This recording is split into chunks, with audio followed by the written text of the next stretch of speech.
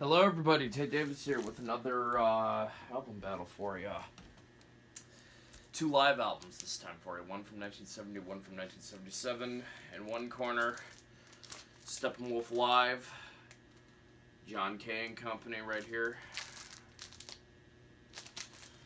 And then in the other corner, the brilliant, the amazing Foghat Live, 1977. All right, let's talk about the Steppenwolf one because it was released first. So this came out in 1970, and we got the guys in the band right here along with some cool shots. It's a double album. It's pretty cool there, huh? So in the band we have Mr. John Kay on lead vocals and guitar, Nick St. Nicholas on bass, Larry Byram on guitar, Goldie McJohn on Hammond organ, and Jeremy Edmonton on drums. It was recorded at various concerts during 1970 all over the place. Gabriel Meckler produced it. It was released on Dunhill Records, which was a division of CBS. Let's go through the track listing. Go through the track listing, shall we? So it opens up with a song called Sookie Sookie, which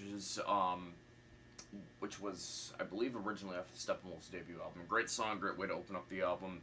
Then the perennial favorite, Don't Step on the Grass, Sam, which was John Kay, I think, writing about the legalization of marijuana.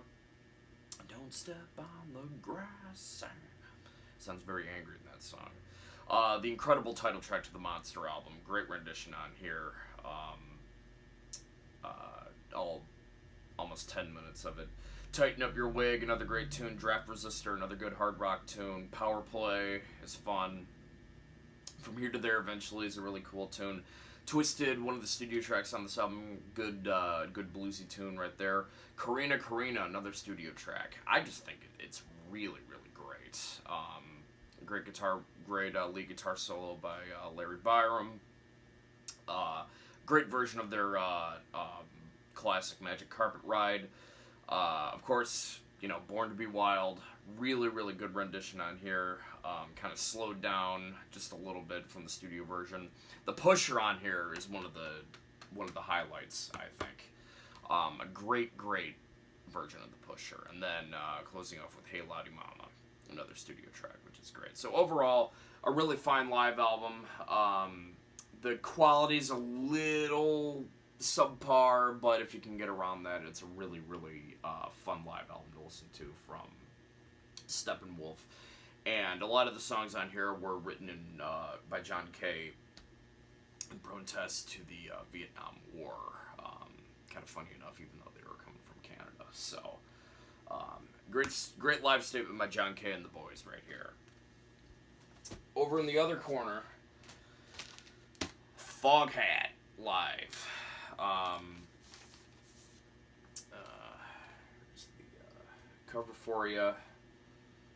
On the inside, it's pretty cool.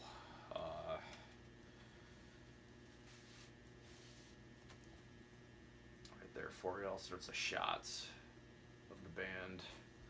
You can kind of, I don't know if you can see, but you kind of, sorry if you can't see this properly, but you can kind of slip it in there. Pretty neat there. So it was recorded at some venue out in the middle of New York. It doesn't exactly say. It was released on Bearsville Records, produced by Nick Jameson, and of course featuring Lonesome Dave Peverett on lead vocals and guitar, Rod Price on lead guitar and vocals, Roger Earl on drums, and the always dependable Craig McGregor on bass and vocals. Of course, Foghat being formed after Roger Earl and Lonesome Dave and Tony Stevens left Savoy Brown shortly after the Looking In album came out. Released a few albums in the early 70s, started to get some notoriety with the Fool for the City album, which featured the perennial hits in the form of the title track and Slow Ride, and this was their big seller. This, I believe, went double platinum in the U.S., and I believe also sold in the U.K. So this is my favorite Foghat album. My favorite Foghat studio album is probably Stone Blue, which came out which came out the next year. But this is my favorite Foghat album. So just to go through all 6 of the tracks on here, I know, where's the rest of it? Full for the City opens it up. Great vocals by Lonesome Dave. Great guitar solo by Rod Price. Always gets me every time I hear it. The wonderful Home in My Hand, featuring a great Roger Earl drum fill to begin it. Really cool mid-tempo rocker. I Just Want to Make Love to You, their classic rendition of the Willie Dixon song, done excellent on here. Like, much better than the studio version. Great vocals by Lonesome Dave and great guitar work by Mr. Price. Flip over the vinyl. Side 2 begins with Road Fever, probably the best demonstration of any slide guitar you're ever going to hear on any live album by Mr. Price on here. Road Fever crushes. And then for me, worth the price of admission alone. Honey Hush, done in the style of Shrink Kept It Rollin'. Holy crap!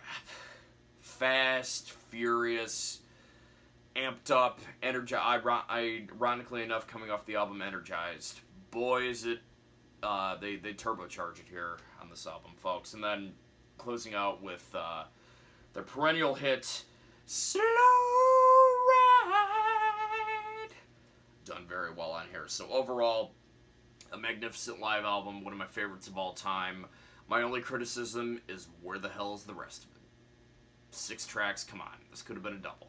I think Bearsville Records probably objected to making it a double because they didn't think it would sell well, but I think it would have sold well if it were made a double. So, putting the 2 albums next to one another, I have quite a bit of history with both of these. I will say, though, if I listen to one more often, as much as I like this, and this is great, and there's more tracks on this one, I probably listen to this one a little bit more.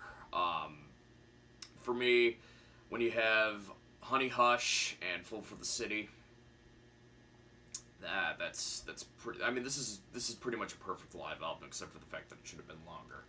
This is great. The quality here suffers a bit. It could have been better produced by Gabriel Meckler, but this is great. But this is truly something fantastic that just leaves you wanting more. This gives you plenty already. So it's not a close round here. Foghat probably wins this one after 11 rounds. John Kay and the boys put up a magnificent fight, but at the end, Lonesome Dave tires out John Kay and delivers the punching blows. So, you're looking at this of these 2 albums could be different than mine. If you like this one better, that's great. There's no right or wrong answer here. It's just an excuse to talk about 2 great albums. So, thank you guys very much for watching, and we'll see you guys later. Bye-bye.